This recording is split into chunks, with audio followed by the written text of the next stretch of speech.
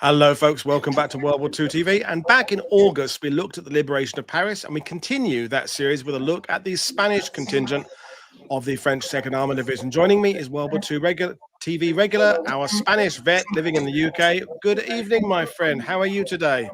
Hello, Paul. Really well. Thank you for having me back. Thank you for being here. So we've now met in the flesh. Now, since you were on the last time, you bumped into me, or I bumped into you in the medieval festival in Valle back in the summer, which was cool. So we now know we each have a set of legs, which is good. And so, but what have you been up to in terms of history? Obviously, you're busy still with your job and your family, but have you been on any side tracks of history recently? So it has been very, very slow lately because my workload this year has increased massively, which in a way probably is good. I've been reviewing the archives or the paperwork I have about Generale Bellomo. That is basically the only general that was shot after World War II, Italian general, I mean, for war crimes. And it's very, very, very interesting. And hopefully one day I will be able to write something about the topic and maybe coming here and talk about it. Well, you're always welcome. And Thank it's, you, you know, people find it intriguing because you combine all these countries. You live in one, talk about another, and are from another one. And it's just, I like that. I love the international aspect of bringing people together from different backgrounds, different disciplines, and looking at this subject. But this is an interesting one, so I'll bring up your PowerPoint. And folks, fire away with questions. There have been some about exactly who this unit is, but Damian's going to take us through that in the presentation. So over to you, my friend. Thank you, Paul.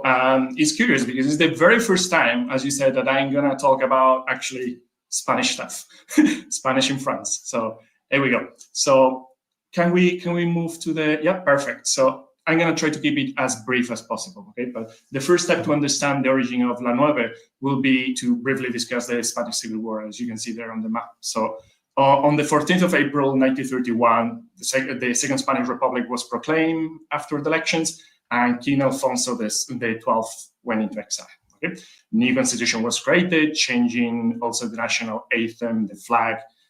It becomes a red, gold, and purple flag, as you can see there in the background. That's why I have that on the background there.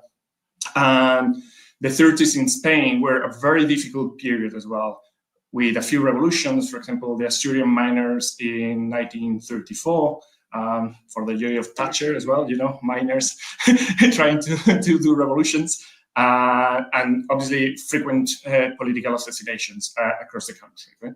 On top of that, sectors of the population, despite the Catholic Church, because they thought that usually they defended the interests of the landowners. In Spain back then, the system that we had was still almost semi-feudal. Okay? And I don't want to go on a tangent about that. So very few people own a lot of land, and then you have farmers having to rent that land or work for not a lot of money on that land, okay? And also because they sided with the rich classes, okay? So this also led to a lot of religious motivated attacks. Then on the 18th of July, 1936, a group of generals attempted a coup and they failed. So that triggered a civil war.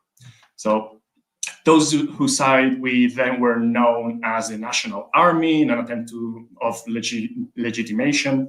Nowadays, it is more common to refer to them as the Rebel Army, okay, rather than the National Army. They received support, as probably everybody knows, from fascist Italy, the Corpo di Truppe Volontarie, and then Nazi Germany with the Condor Legion and some infantry as well. Lots of material, obviously. Meanwhile, the Republican government faced an official non-interventionist policy from other European countries. But many volunteers arrived and formed the international brigades that we all know, with a lot of British and lots of Americans as well. Okay? On the map, we can see how the rebels were capturing terrain eastwards. Okay? And then 1938, they divided the Republican territory into parts, okay? One at the north, around Cephalonia, and the other one on the east, that is part of Castile, part of Andalusia, and Valencia. They conquest the the top part during the first month of 1939, and a lot of people trying to reach France, obviously, crossing the Pyrenees. When that route was impossible to reach, they arrived, or the refugees trying to reach the Mediterranean coast, trying to reach North Africa, Mexico by sea. Okay, can we move to the next one, Paul, please? So what happened there? So nearly 500,000 Spanish refugees fled to France following the Spanish Civil War. However, by the early 1940s, some had already returned to Spain, leaving an estimate of 220,000 still in exile. During the war, efforts were also made to evacuate children. That was the priority of the government. And thousands were sent to the Soviet Union, Mexico, France, and notably in 1937, after the bombing of Guernica, 4,000 Basque children arrived in Southampton, here in England. Okay? And they are known as the Basque children. And I think most people probably have heard about them at some point. And then we had Mexico, who accepted around 50,000 Spanish refugees. That is around 15% of the total, including many scientists, intellectuals, artists, etc. And Chile also welcomed around 2,000 refugees who endured a 30-day journey across the Atlantic.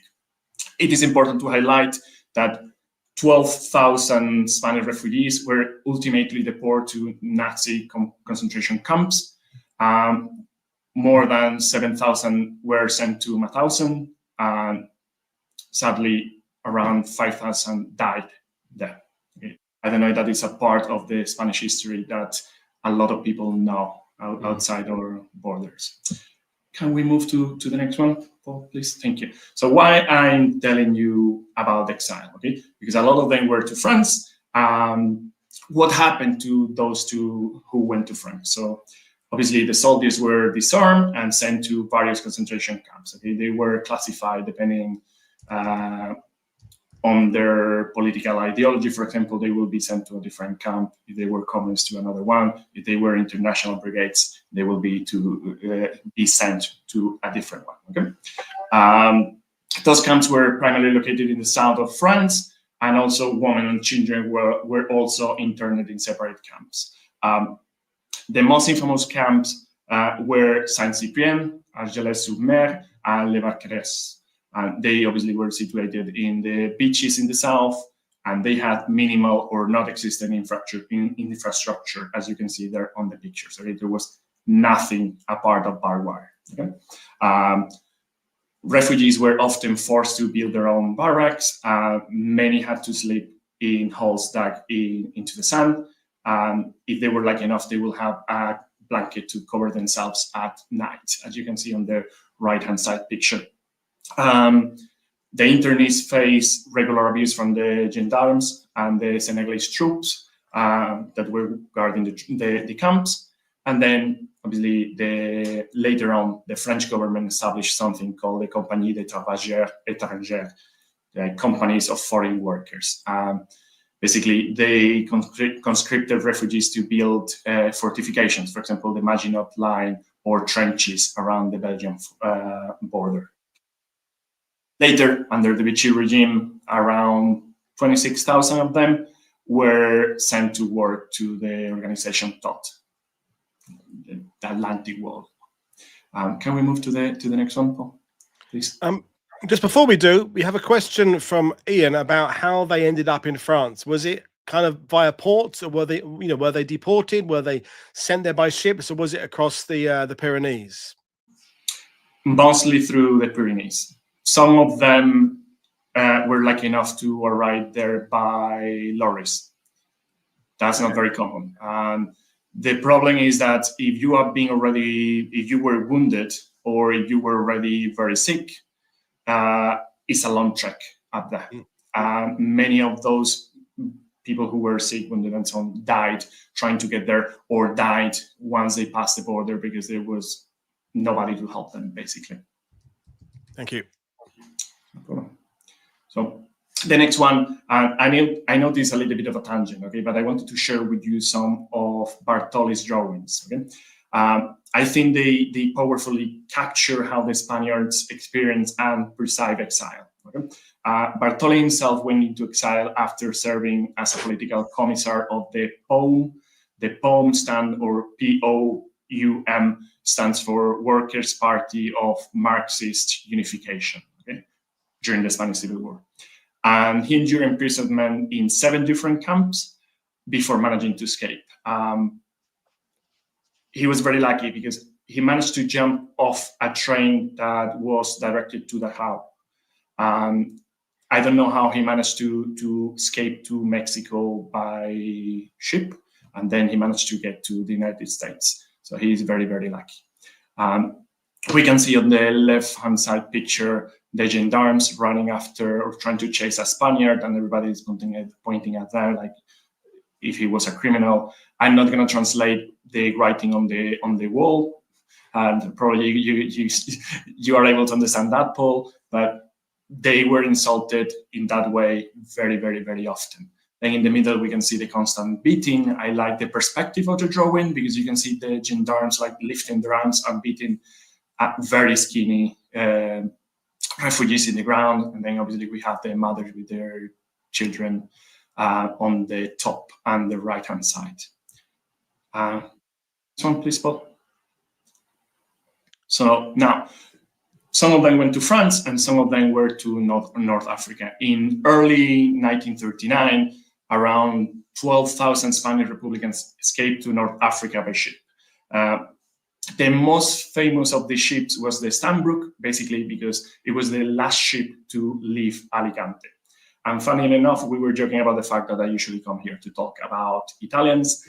The first troop to reach Alicante were the Italian troops of the Generale Gambara. Okay, sadly, I don't want to go into a tangent, but when the Stambrook was the last ship to leave, obviously people were already very anxious about the situation. Many of them had firearms with them because obviously they were militia and so on and so on. And there are some witnesses that say that as soon as the Stambrook left the harbor, they were able to hear shots everywhere. And that was, as you can imagine, people desperate, committing suicide.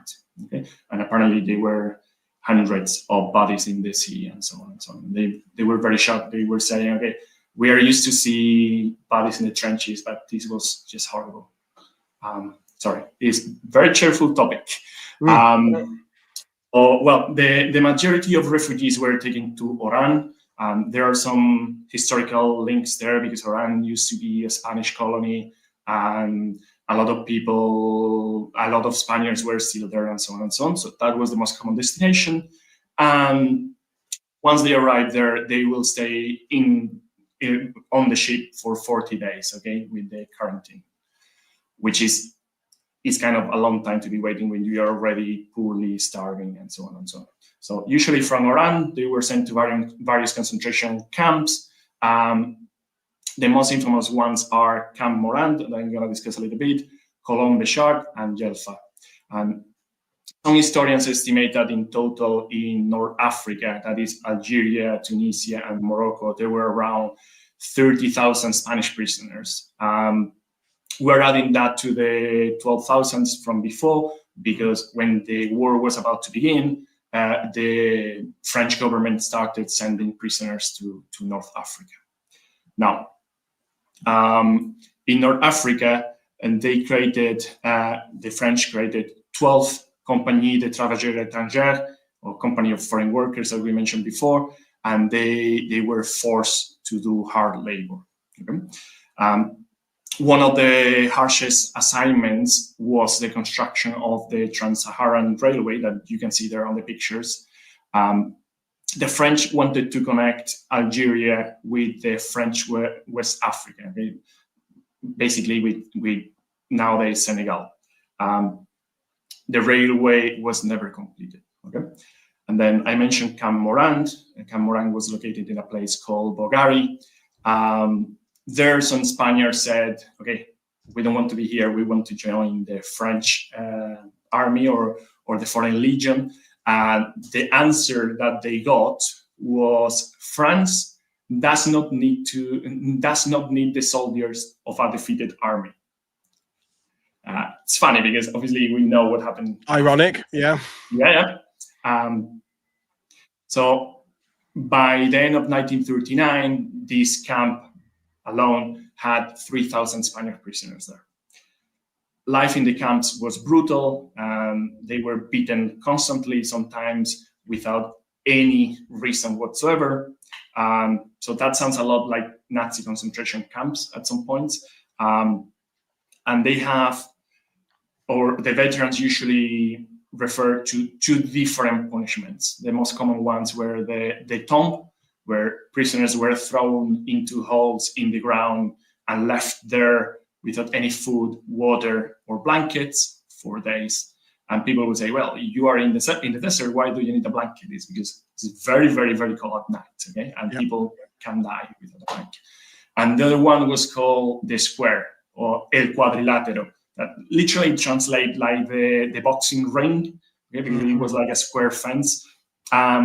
Prisoners were forced to march endlessly under the desert sun for hours and hours. And if they stopped, obviously they got beaten. And sometimes they didn't even have shoes. Okay.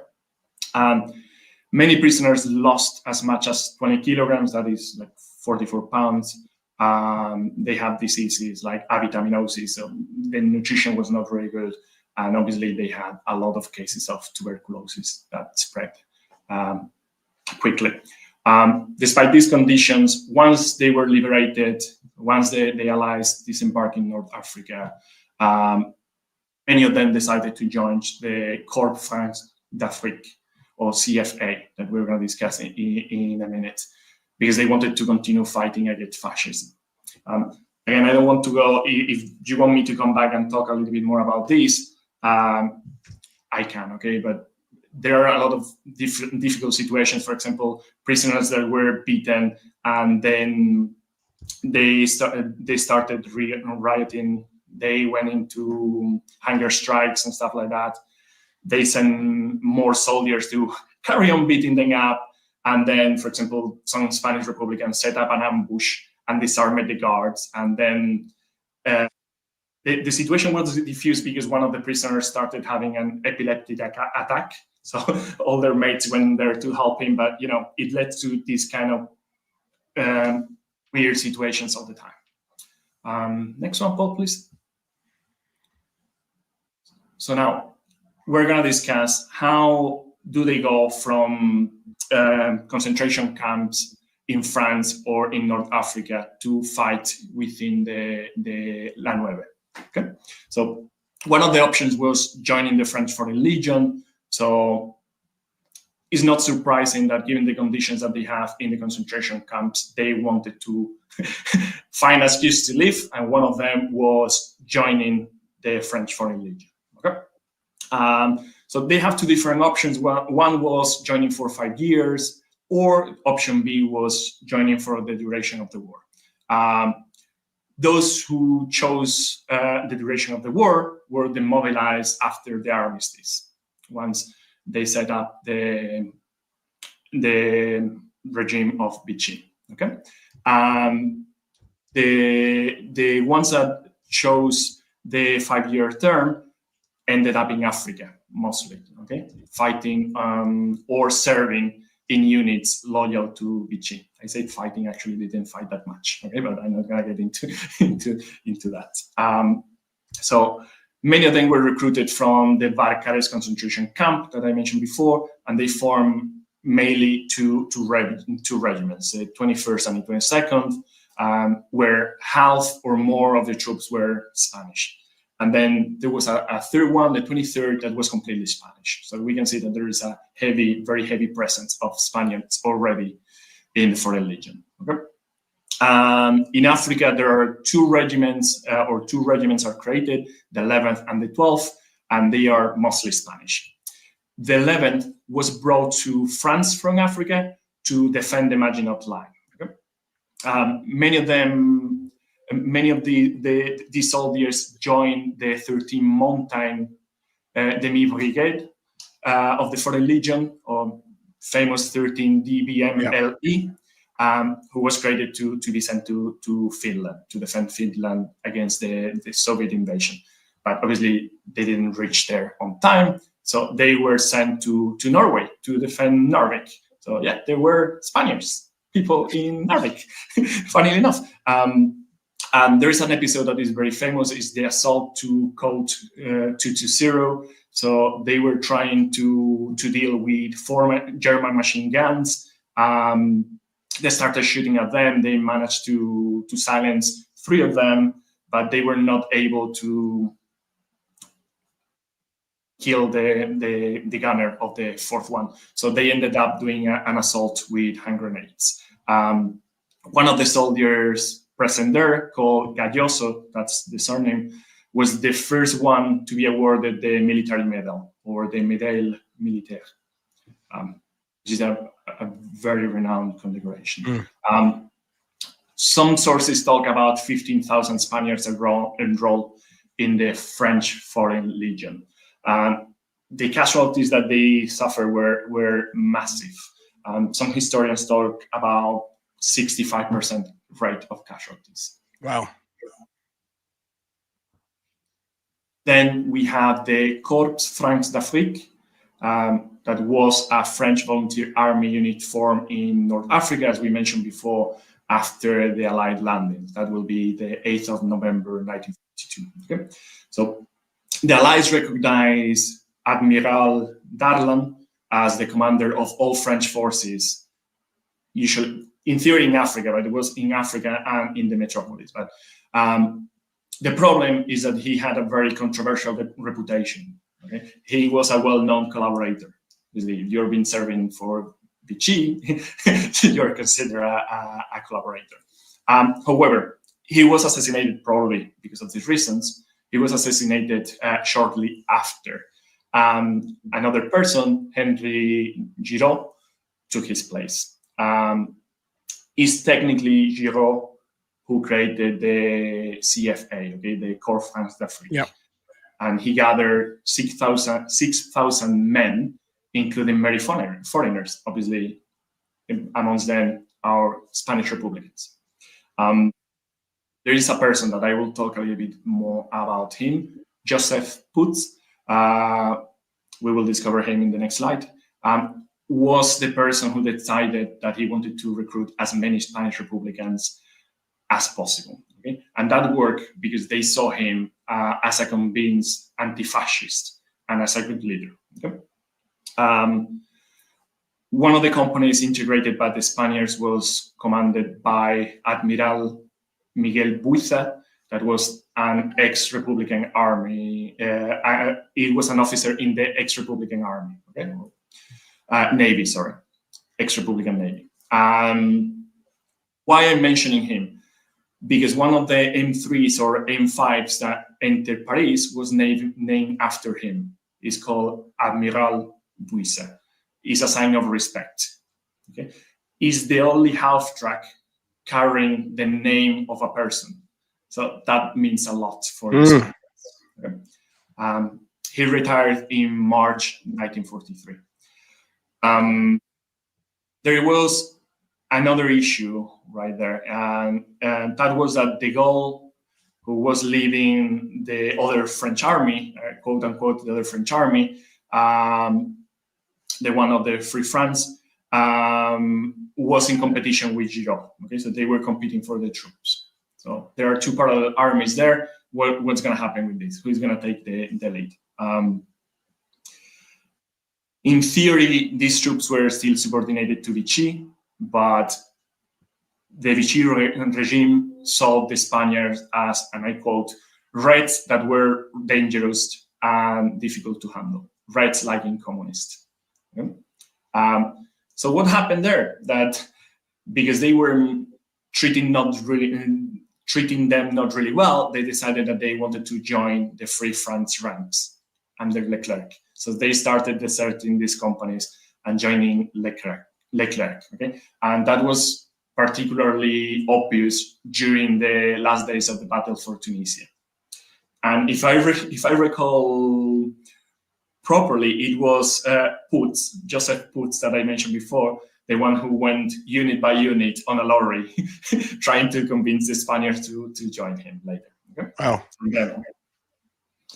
And then, obviously, we have there, the third point we have there is the Régiment de marche du Tchad. Okay? And this regiment was born from the amalgamation of the Régiment de Tirageurs Sénégals du Tchad, so troops from Senegal, but, and this is a big but, that I don't think the historiography talks about this as much as we should, it was only for metropolitan personnel. I'm going to translate that. It was just for white soldiers. Yeah. So they took away the brand new uniforms from the Senegalese people and sent them back home. Okay, and apparently that was a massive dishonor for them. Okay, but again, that is probably a topic for another day. Okay. Yeah. Obviously, amongst these troops that were amalgamated were those containing Spaniards. Okay, and this happened around May 1943. Now, most Spaniards were sent to the 3rd Battalion. That was back on that date was known as the Hispanic Battalion. Most of them ended on the 9th Company. That now, because there are so many Spaniards, there was known as La Nueve. Okay, 160 men in that company, 146 were Spaniards. Okay, that will be the situation when they land in Utah as well. Then, obviously, this regiment ended up in the Division Blindée. That is the last point we have there, yep. Okay, or the 2nd Armored Division. And it was created officially on the 24th of August, I think it's 1943. Exactly a year before the liberation of Paris, which is kind of symbolic as well. The division was equipped by the Americans and follow a similar structure to those of the American divisions, if that makes sense. It is difficult to know how many Spaniards were in the division.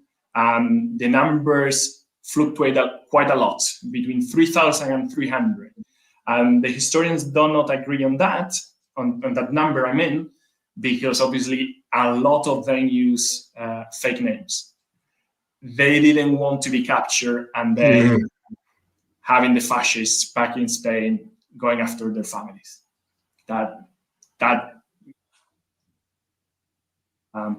Obviously, between April and May 1944, the division was sent to England to prepare for Overlord, okay, for the landings.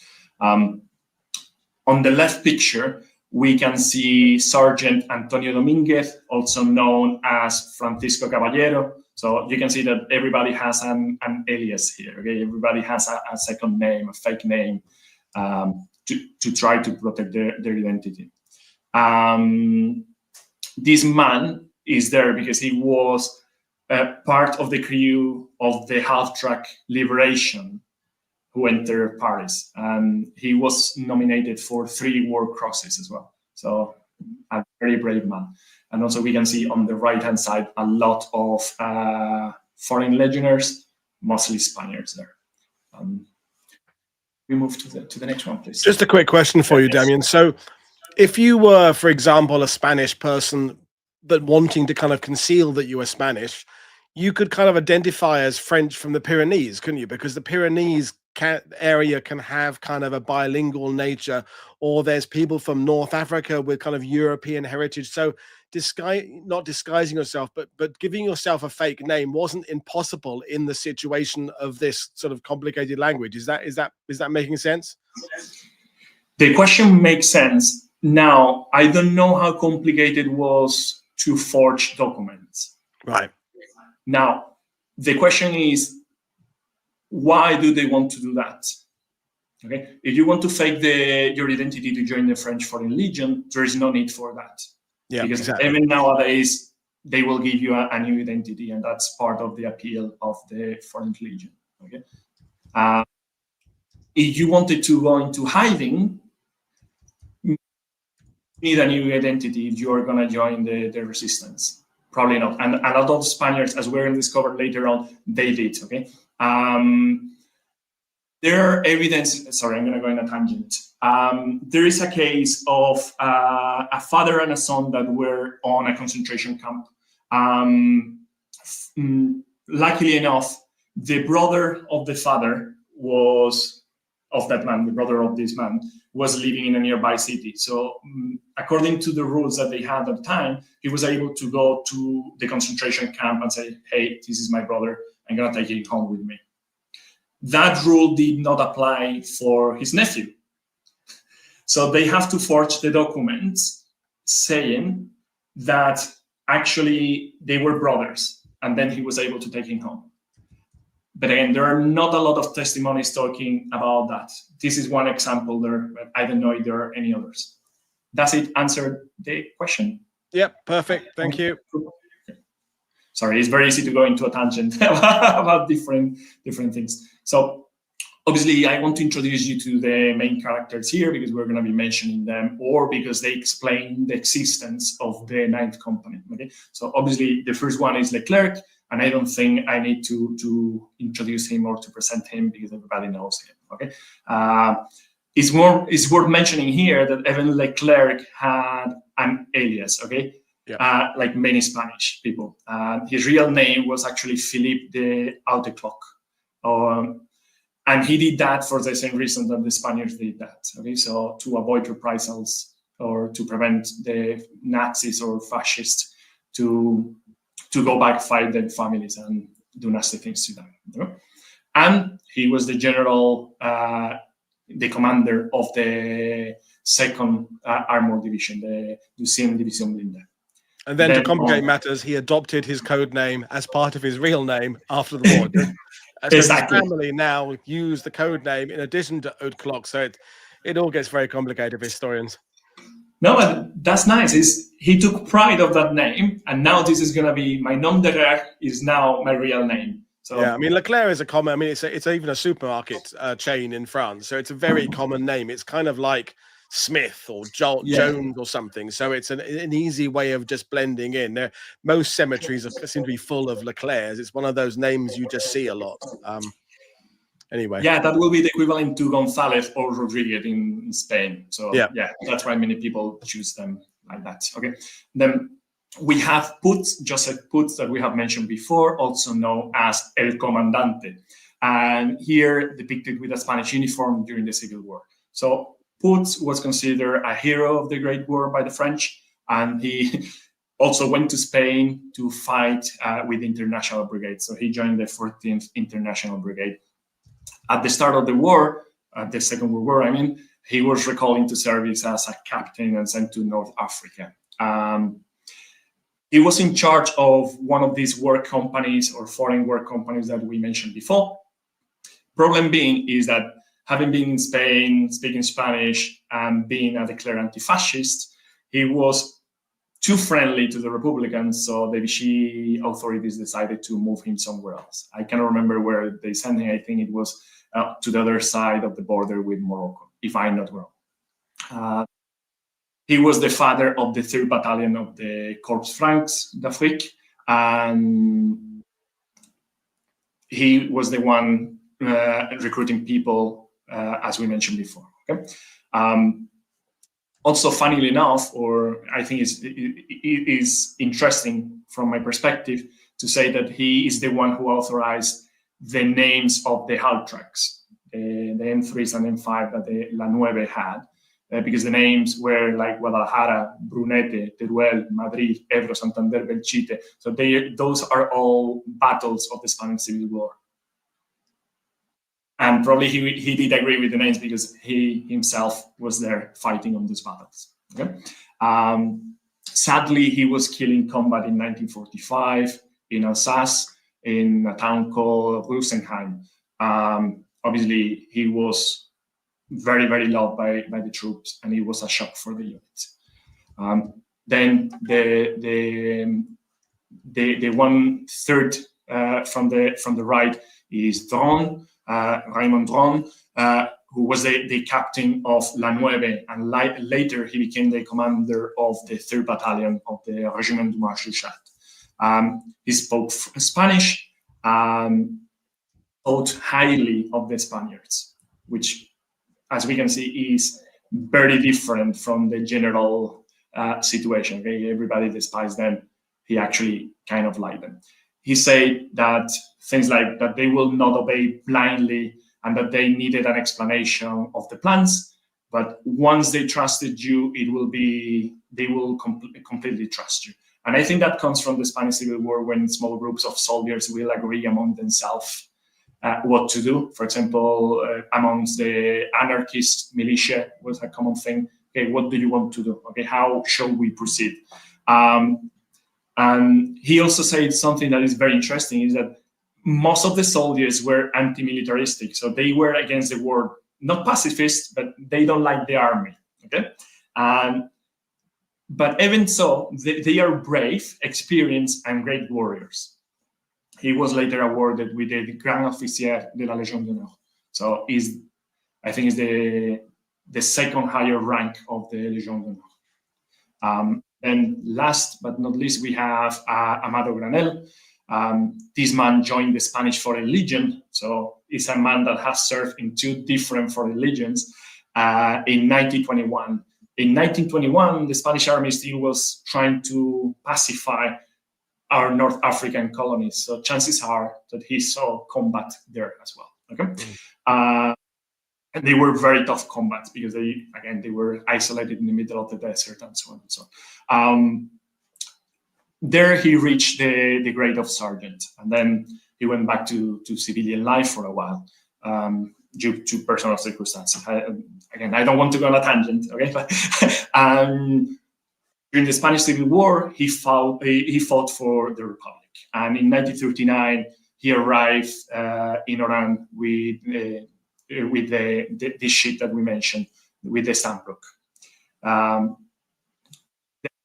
In the French Foreign Legion, then the Régiment de marche du Tchad, then the 2nd Armored Division, and so on and so on. He was the second in command of La Nueve.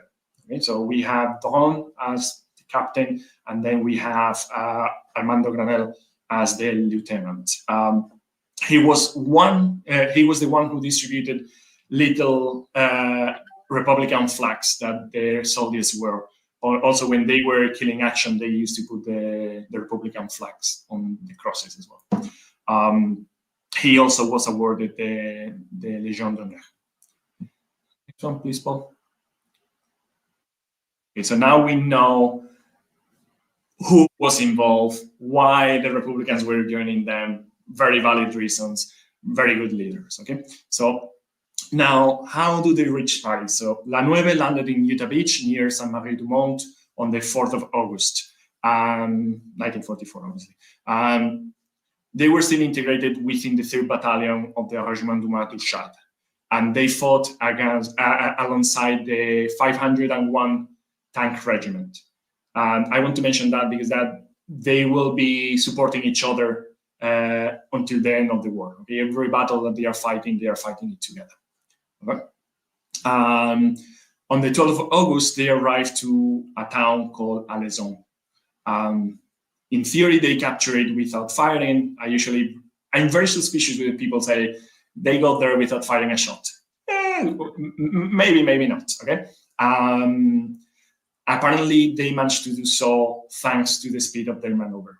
Obviously, they all have Shermans, they half tracks, and so on, and that will later work as well when they are trying to reach Paris. Okay.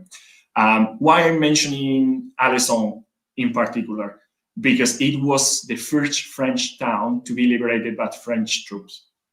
Well, French-Spanish, okay, but let's not get too picky about it. On the same 12th of August, the division moved towards Égoutges and trying to close the Valle pocket. And we have the tanks of the 501 there as well, and they enter the town, they destroy a German column inside the town, but some of the Germans managed to escape under the cover of a Panther tank. Okay? And then probably you know by now that there are 2 certainties in this life, isn't it, Paul? So one is death and the other one is the German counterattack. Yeah. Okay, so obviously, sorry. Obviously, they counterattack 2 days later. The tank platoon loses 2 Germans, the Bir Hakeim and the Massawa. Okay. Germans carry on attacking and attacking and attacking, and they fail every single time. And then they end up bringing infantry from the Das Reich regiment. Okay? Even so, they fail.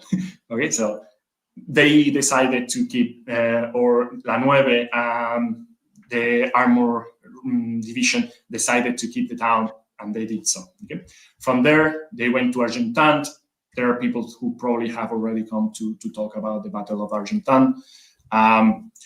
The memory that the Spanish veterans have of that battle is that they were able to see from their positions a lot of tanks being destroyed, burning, and so on. The hardest comment or the saddest comment that I recall right now is that they were able to see the crews of the Shermans burning, and they were not able to help them. It's like, it was horrible for them to not be able to do anything about it. Well, and then obviously, as we already know, on the 21st of August, the Allied closed the Valle pocket. That was it. Then later on, they continued to advance towards Paris. So the pictures that are there, one of them, I think, the top one, if I recall properly, is the troops of the 2nd Armored Division reaching Éguché, I think. And the bottom one is Granel, Amador Granel, the lieutenant that we mentioned, directing the fire of this M8 Scott. Okay, so he's the guy closer to the turret, not the one standing the other one. Okay, so next one, please, Paul. Then obviously we have the liberation of Paris. Okay, so in theory, the initial Allied plan was to just surround Paris. They were not thinking about attacking it yet in August. They were thinking maybe that was a thing that they will do maybe in September. Obviously, nobody wanted to get tangled into urban combat. That is something that we have learned by now. So on the 21st of August, Leclerc received some news about civilian uprising, and being so close to Paris, start feeling a little bit impatient. Okay, it's like tells de Gaulle that they need to send somebody there to help them. Okay, he says something like, "Yeah, the Allies are commanding really well, but usually we get the orders like 5 days later than we should. Okay, we need to take the initiative." That is funny. Again, I'm going to go into another tangent. Apologies. The French like to do that a lot, like taking the initiative, kind of like the Germans. They read the battlefield and then they try to act. Okay, and apparently the Nueve was exactly the same thing. Some platoons used to disappear, go behind the enemy lines, and then come back with a lot of prisoners. And the veterans always mention that they like to take prisoners because then they could sell the prisoners to the Americans, because the Americans did look really good, like, oh, I captured 50 Germans. The Spaniards didn't care. Okay, they preferred to have some money to buy supplies and so on. So, but anyway, so that is the kind of the initiative that they have. So de Gaulle wants to sell the commandant de Guillebont towards Versailles. And de Gaulle say, okay, fine, that's okay, you go. And then Patton says, okay, you can lead the advance with La Nueve and so on and so on.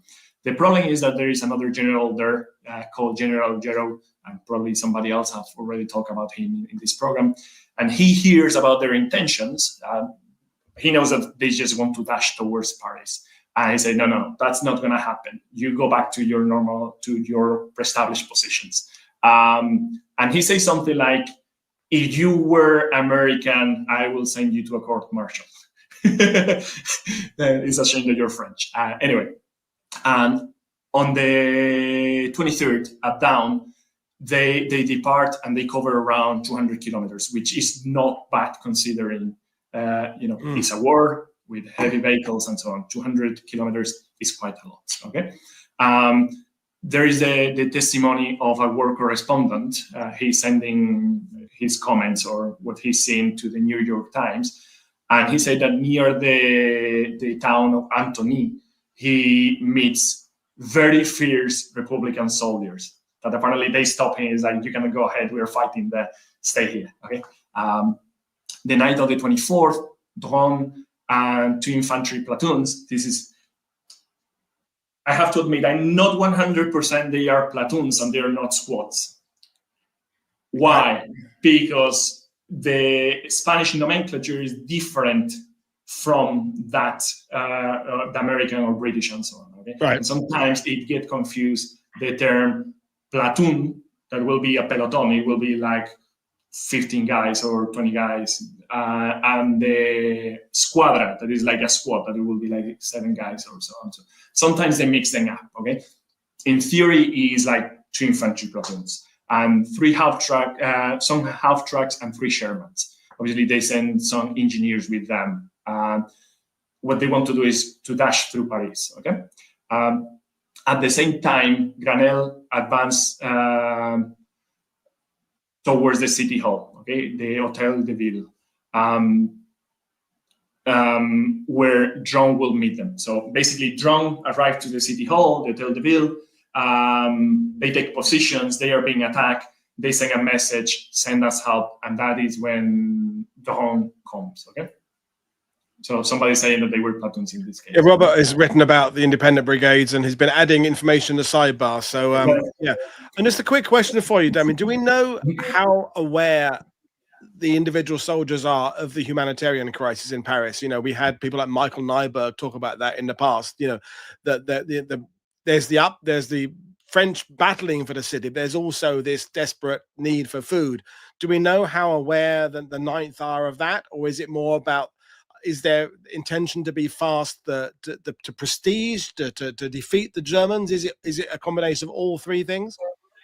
I think it's a combination of things. Obviously, Leclerc wants to be the first ones to get there because otherwise the Americans will pin their medals on themselves. Obviously, they keep getting news from the liaison, the liaison agents of the resistance that the situation is critical because obviously they are building barricades and so on and so on, and they are getting killed effectively. They are fighting very, very hard. About the humanitarian crisis, I don't know how much they know at this stage. They know for sure that people are getting killed. I haven't seen any memories mentioning, oh, they are starving to death, we need to help them. Okay, thank you. As far as I know, maybe somebody has other testimonies there. So one of the columns, when, as we can see in the map, you can see that in the bottom right corner, they go through the Porte d'Italie, they cross the Austerlitz Bridge, and they get to the Hotel de Ville. Okay, they arrive there at 9:22 minutes. Okay, and we're gonna see a newspaper in the next page that it says "Ils sont arrivés." They have arrived, the Allies. But funnily enough, the picture that they have is not an American soldier, is not an American officer, is Amado Granel. So it's a Spaniard. And that is in the front page of all the newspapers. Okay? So obviously, we say that they asked for help from Drone. So Drone arrives like a few minutes later with the half track Guadalajara. Again, another change in Guadalajara. I think it's interesting to mention that it was a major Italian defeat in the Spanish Civil War. Okay? His men took position around the building. Few moments later, other 2 half-track arrived, the Teruel and Ebro. The crew of this last one, the Ebro, the names of the guys are Lozano, Fabregas, Campo, and Bullosa, neutralized a machine gun that started opening fire against the Hotel de Ville from nearby buildings. Okay? So they used the half-track machine gun to kill the Germans, obviously.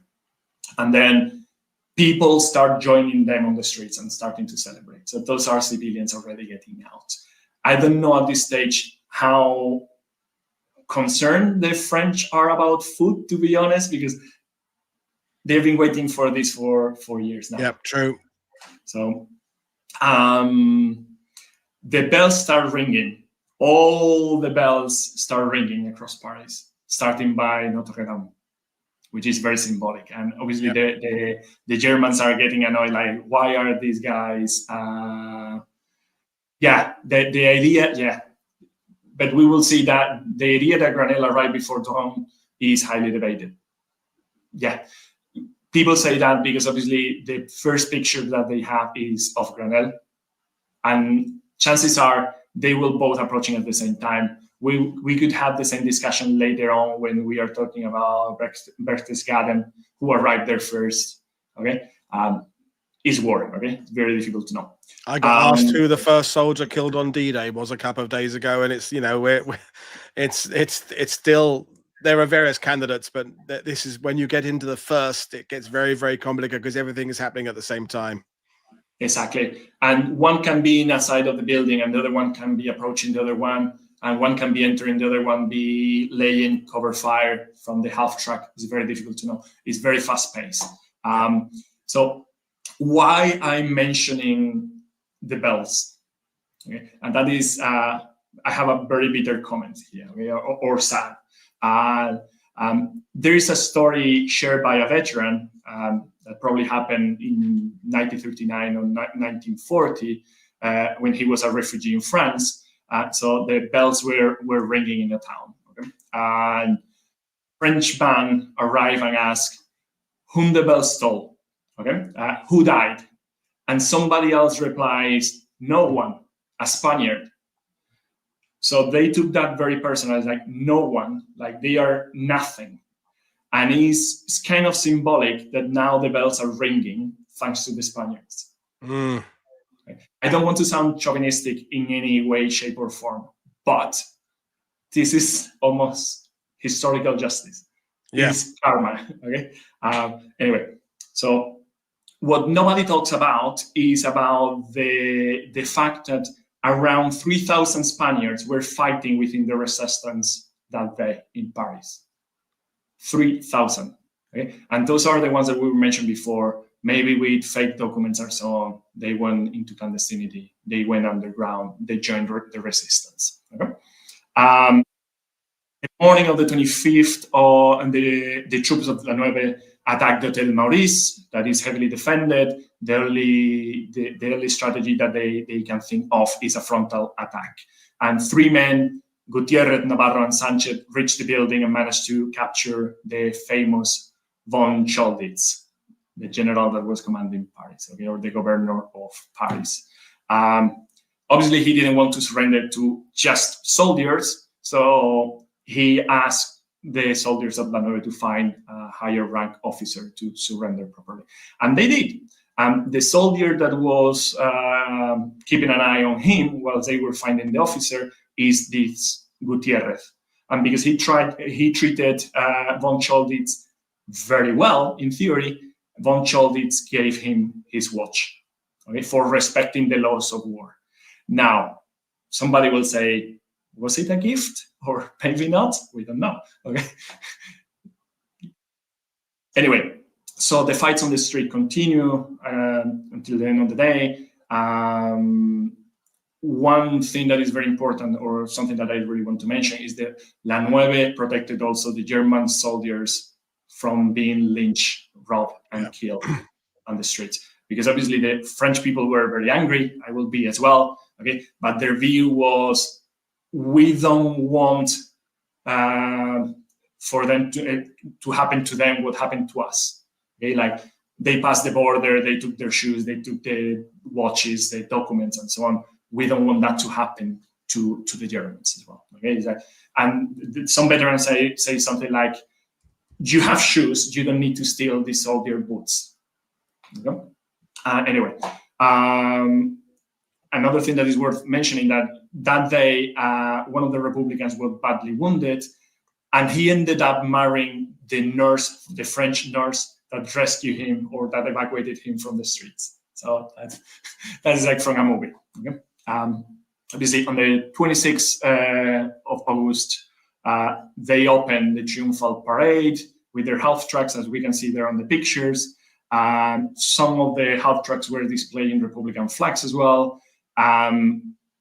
It's very curious because a group of Spanish civilians displayed a 20-meter Republican flag during the parade, and apparently it was quickly removed, okay?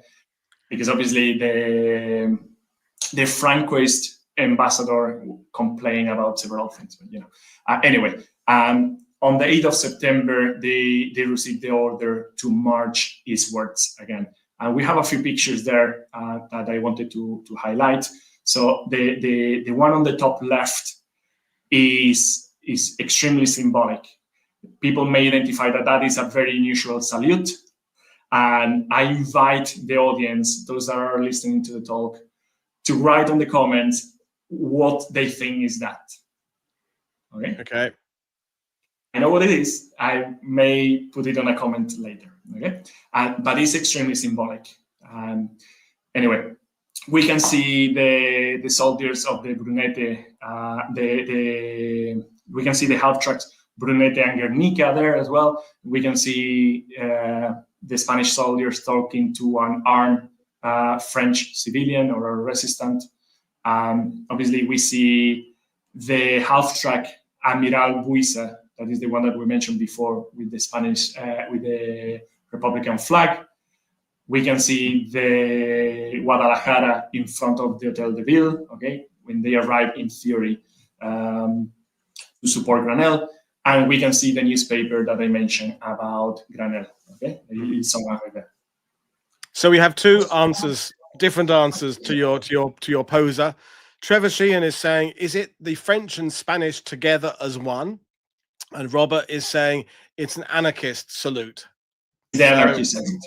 I thought Robert would be right there. And thank you, by the way, for that making the point about it being the Spanish who were there to prevent lynchings. I'd never thought about that as being a significant thing, because that moment of the immediacy after liberation, things were very tense in Paris. They remained tense in Paris for days, if not weeks afterwards, and lots of anger spilling out in all directions. And it seemed fitting that a group of individuals who had been treated badly and seen how they had been on one side and other side, and if I think were there to kind of be cool heads, I suppose, in that situation, and just see how quickly a situation can change, and a vanquished people can suddenly be, or a dominant people can suddenly become a vanquished people. The vanquished can become the liberators, and I'd never thought about that. So thanks for that. And Robert is making the point that the French are now talking about the Spanish involvement in liberation, and the new, the recently done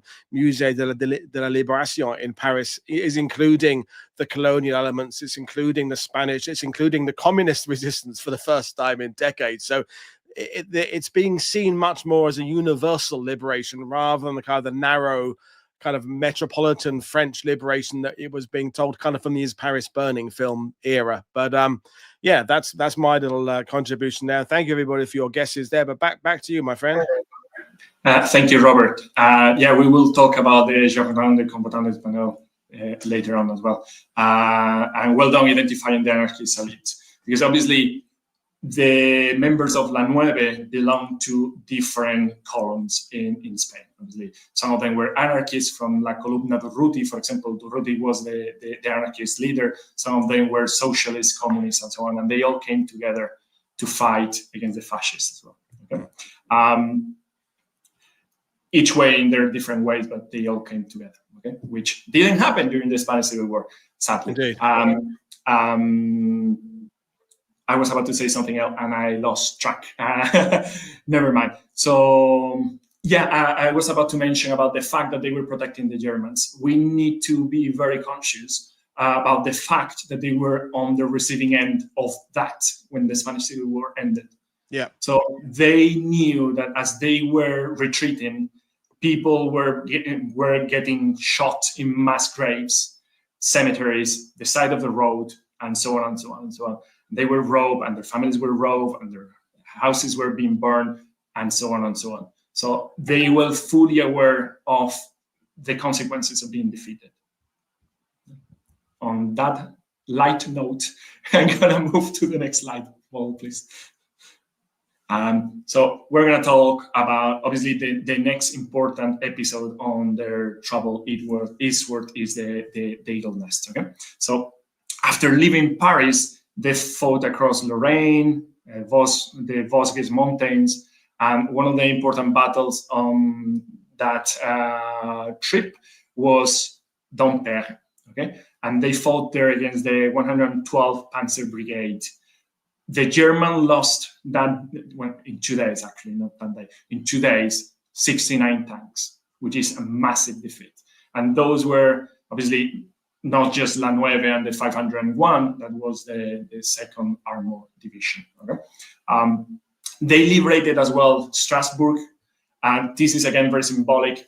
Again, I'm not talking that much about combats today. I'm talking more about symbols and symbolism that I think is very important as well. Okay, so why is the liberation of Strasbourg that symbolic? Because in March 1941, if I recall properly, Leclerc swore an oath in Kufra, or it is known as the Oath of Kufra, in which he said that we shall not lay down our arms before our colors, our beautiful colors, are flying above Strasbourg Cathedral. And they did. Okay. 3 years later, they did. Okay? On the 4th of May, the troops of the 3rd Infantry Division, mainly the 7th Infantry Regiment, arrived to Berchtesgaden. Some sources mention that the tanks of the 501 faked a breakdown to block the road to Berghof, only letting pass the French troops. So they could be the first one to reach Berghof. I don't know, okay? That is what the veteran said, as we were mentioning before, may or may not have happened, okay? May have a real problem with one of the engines, we don't know, okay?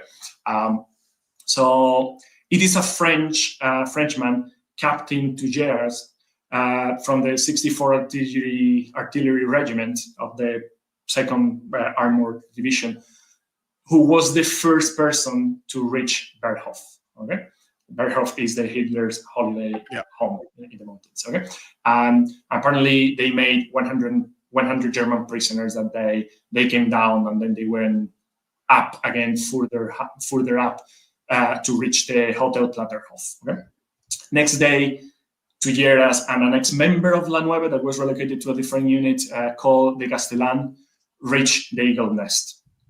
Then La Nueve arrived that same afternoon. There is some discussion there. Was that the 101? Okay, was that Screaming Eagles, the first one to get there? Were the French? There is a matter of hours there. It's not very clear. I think it was the 101. Okay, but. Oh, I disagree. I think it's more likely to be the 3rd. But it depends on what you're specifically talking about. The area, the Berghof itself, the village. It all gets very complicated. Inside the building, outside the building, top floor. Yeah, no, that's the thing. Floor. What I mean is that probably the 101 got there before La Nueve. Okay, no.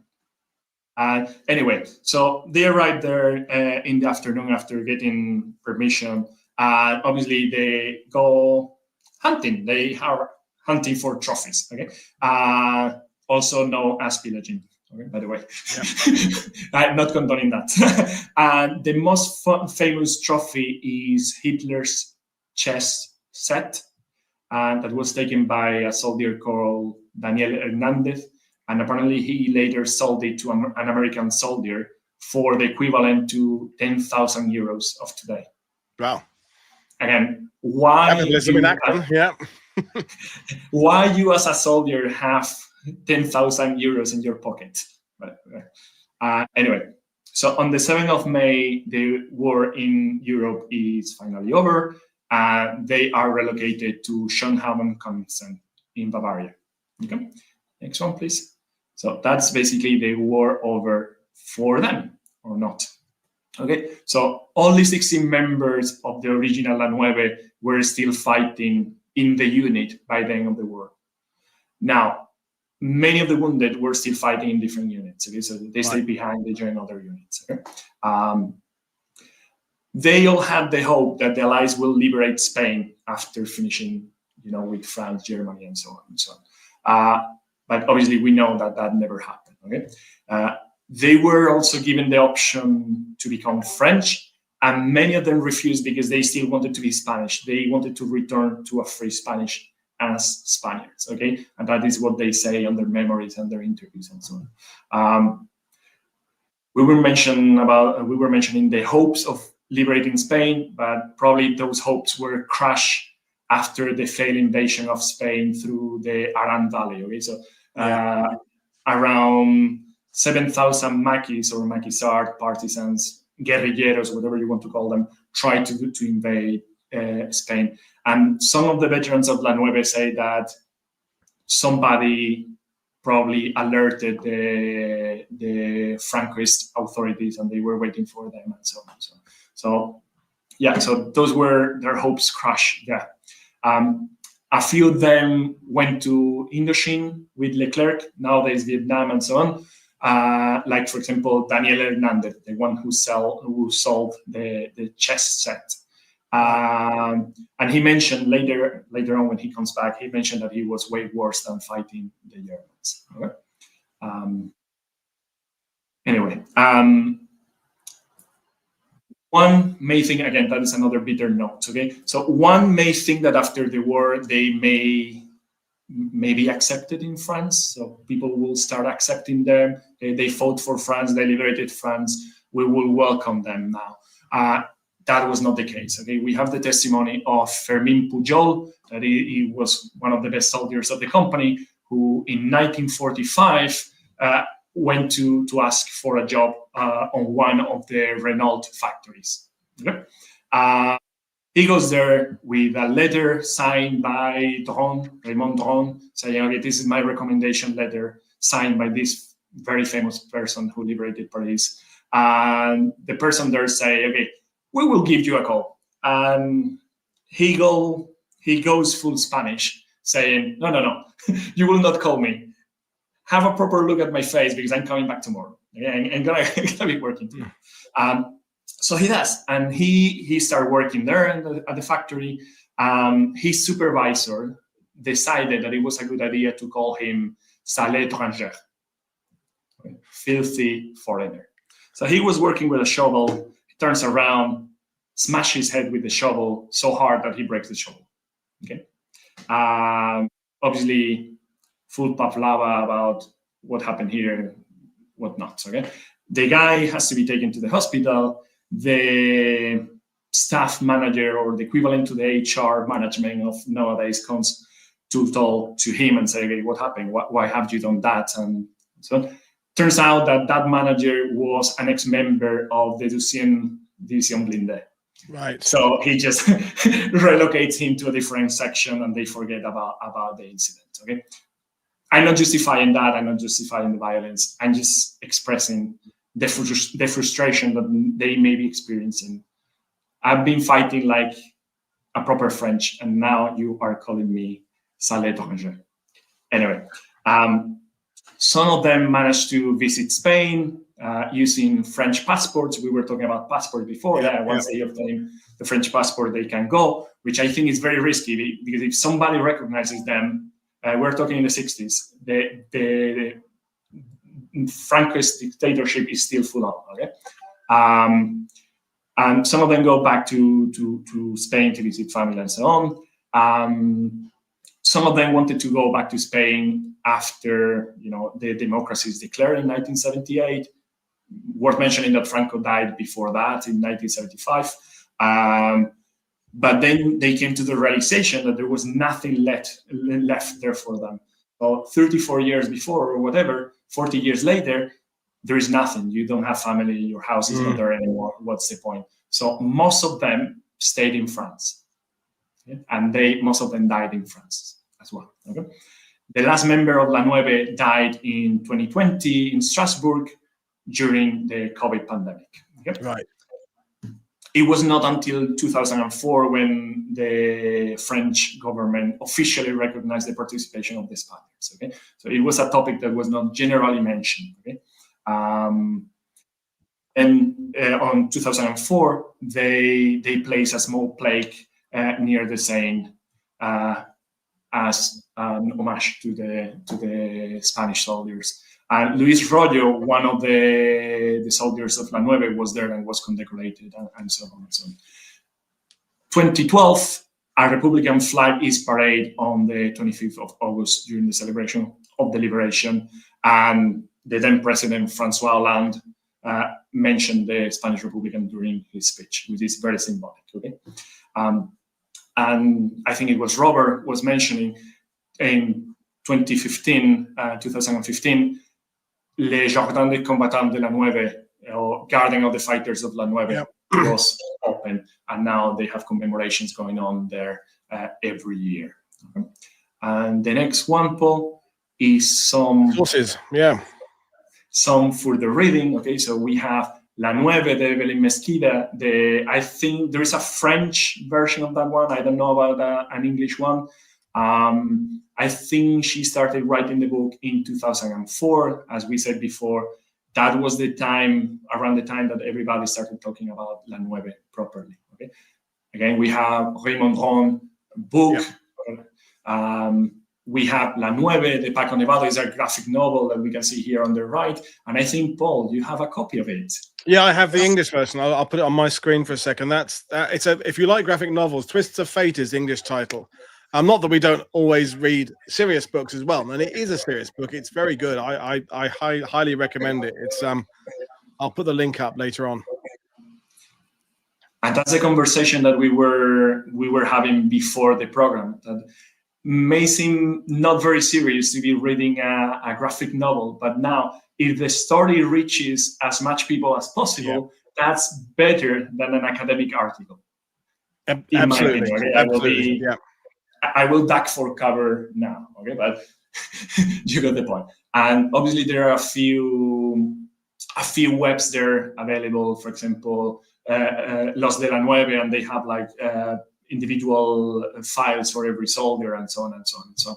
And then we have the last one that I would like to mention is Pingüinos in Paris. So that means penguins in Paris.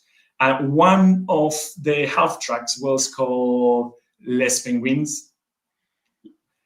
And is because some French refers to the Spaniards as penguins. Okay, it's like a wordplay. Okay, funny thing is that La Nueve embraced that nickname and went along with it, okay? With a lot of sense of humor. And that is me. I don't know if people have any questions, any comments. Well, we've been asking them as we've been going along. I mean, my comment is going to be when I come to the end of my 80th anniversary series, kind of next summer, I will definitely be doing a series of shows about how to call it, the peoples who serve with the Allies who were under the illusion they would be getting something as part of the deal, who didn't get that. Poland not being looked after by Churchill, India, the Gurkhas. There's so many examples. The Czech pilots who fought with the Allies. There are so many examples of people who were led to believe, without ever necessarily receiving a definite promise, that they would be assisted in a post-war environment who weren't. And I think that's definitely something worthy of discussion in the future. So you are saying that you want me to come back and talk about the Italian co-belligerent army then?